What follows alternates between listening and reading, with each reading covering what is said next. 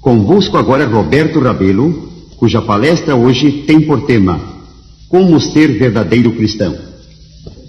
Pouco ou nada vale discutir como ser um cristão verdadeiro se não sabemos o que é ser cristão. Assim, a nossa primeira pergunta devia ser: que é um cristão no verdadeiro sentido da palavra? Ser cristão não é meramente pertencer a uma igreja, embora isso seja importante. Uma pessoa poderia pertencer a todas as igrejas cristãs que há sobre a terra, se isso fosse possível, e ainda assim não ser cristão. Ser cristão é viver a vida de Cristo, obedecer à sua vontade tanto quanto a conheçamos, seguir o seu ensino e exemplo, tais como expostos nas Escrituras. É a vida que vivemos que tem valor diante de Deus. Ao voltar, certa senhora da igreja, pessoa amiga, perguntou-lhe se o sermão já fora feito. Não, respondeu ela, tudo foi dito, mas resta ainda ser feito. Isso é um ponto que todos devíamos lembrar. Podemos ser cristãos verdadeiros somente quando mantemos vital ligação com Cristo. Isto é obra do Espírito Santo, pois lemos, em um só Espírito todos nós fomos batizados em um corpo. 1 Coríntios 12, versículo 13. O corpo aqui mencionado é o místico corpo de Cristo, seu corpo espiritual.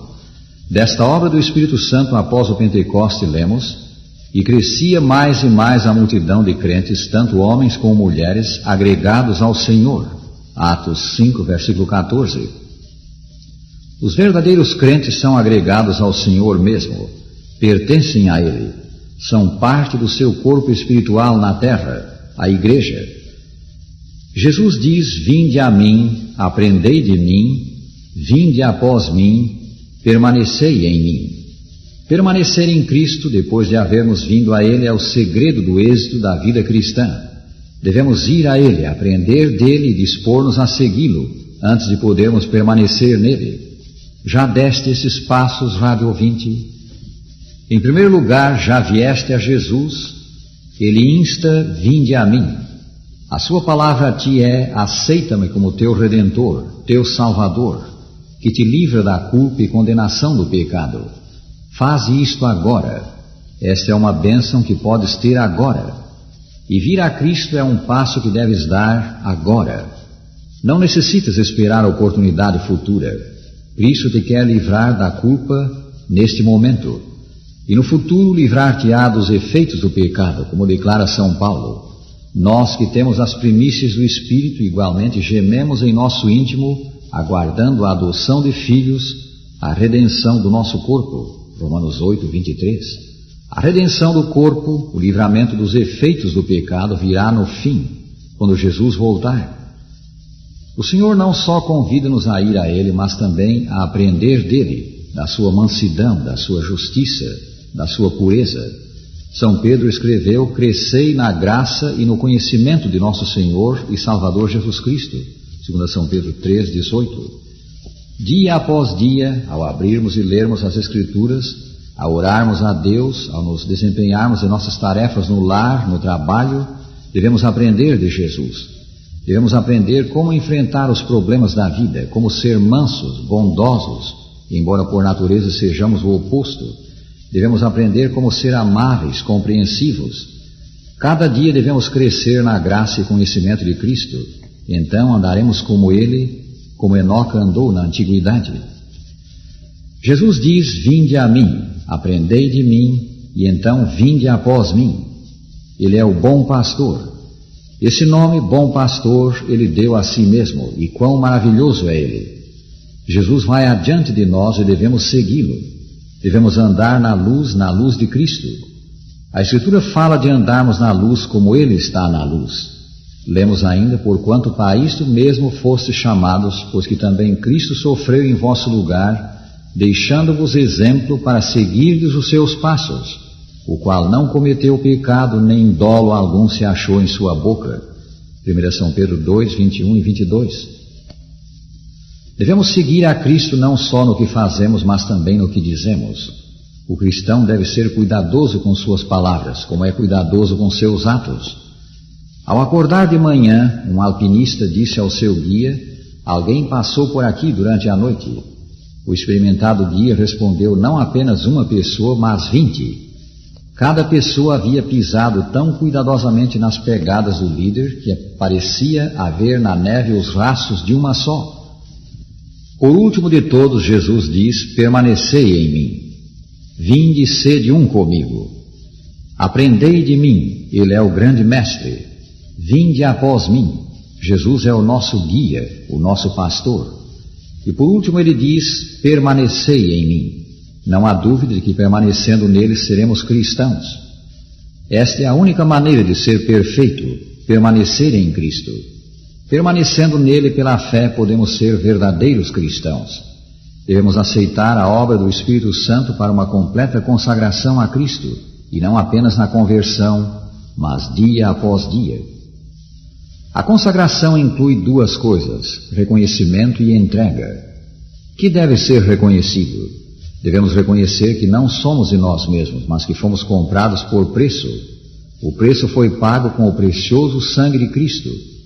Jesus comprou o homem completo, de maneira que na consagração lhe submetemos tudo, até os membros do nosso corpo. No dizer da Escritura: oferecei os vossos membros a Deus como instrumentos de justiça para a santificação. Romanos 6, 13 e 19. Certo ministro do Senhor refere como uma noite ajoelhou-se junto à cama e resolveu não dormir até haver-se entregue inteiramente a Deus. Pareceu-me dizer-lhe que Jesus estava ao meu lado e que eu tirei do bolso um grande molho de chaves, removi dele uma chave pequena que conservei comigo e então ofereci as outras ao Senhor, dizendo: aqui estão as chaves da minha vida. Ele me olhou com um olhar triste e perguntou: estão todas aqui? Todas menos uma, respondi. Ela pertence a um pequeno armário e na realidade não é importante. Disse ele: se não me podes confiar tudo, não me podes confiar nada. Parecia-me impossível entregar tudo, mas eu disse: Senhor, estou pronto a te entregar a chave. Aconteceu como eu esperava. Ele me abriu a mão e tomou a chave. Dirigiu-se para o armário, abriu-o e viu lá uma coisa que eu amava, mas coisa muitíssimo terrível e má. Disse ele: isso tem de sair. Esse servo de Deus relata: rendi-me ao Senhor e imediatamente comecei a odiar aquela coisa. Eu disse a Jesus: desta noite em diante faze com a minha vida como te apraz. Então lhe veio paz e também poder. Por meio dele Deus fez uma grande obra. E assim o ser verdadeiro cristão é consagrar-se a Deus, tudo submetendo a Ele.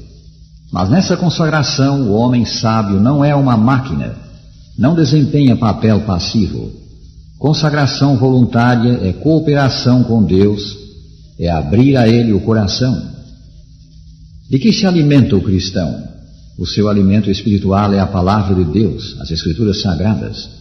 Devemos desejar o genuíno leite espiritual, a fim de por ele crescermos. Jesus disse: não só de pão viverá o homem, mas de toda a palavra que procede da boca de Deus. São Mateus 4:4. E o patriarca Jó: as palavras da sua boca prezei mais do que o meu alimento. Jó 23:12. Sob a guia do Espírito Santo devemos ler, estudar, digerir, assimilar a palavra de Deus, o ensino do sagrado livro. A salvação não vem de sermos membros da igreja, mas a pessoa que o Espírito Santo ligou ao corpo espiritual de Cristo buscará ser membro da igreja e receber a ajuda que há nela para viver como cristão. Na verdade, a igreja é o corpo místico do Salvador Jesus Cristo. Se estamos em Cristo, devemos necessariamente estar na igreja. A igreja de Cristo na terra não é uma assembleia de santos, santos no sentido de gente perfeita. A igreja militante não é ainda a igreja triunfante. Os que esperam ver perfeição nela experimentarão desapontamento. A igreja é um corpo de homens e mulheres como vós e eu, mas que ligados ao Salvador e corroborados pelo seu poder, esforçam-se por alcançar perfeição. Necessitamos da associação com essas pessoas que amam a Cristo. Necessitamos de nos animar uns aos outros. E necessitamos de trabalhar juntos como o exército espiritual do Senhor. Qual é o melhor lugar para ser um cristão? Justamente onde estamos. Quando? Hoje. Agora. Devemos ser cristãos verdadeiros não só por nossa própria causa, mas também para ajudar a revelar ao mundo o amor de Cristo e o seu poder salvador. Disse que os perfumistas trabalham constantemente para produzir uma fragrância permanente, e disse que a fragrância do jasmim é de todas a mais duradoura. Em Luxor, no Egito, um arqueólogo encontrou a tumba de uma princesa sepultada há milhares de anos, e junto do caixão um vaso em que haviam sido postos jasmins, evidentemente para que a princesa, segundo a crença dos egípcios, pudesse gozar o aroma do jasmim através dos séculos. Apesar de o vaso estar quebrado, o cheiro daquela flor ainda era perceptível. Mais duradoura que a fragrância do jasmim é a que vem da rosa de Saron, o Salvador Jesus Cristo. Habita ele em ti, rádio ouvinte? Se é que sim, então és um cristão verdadeiro.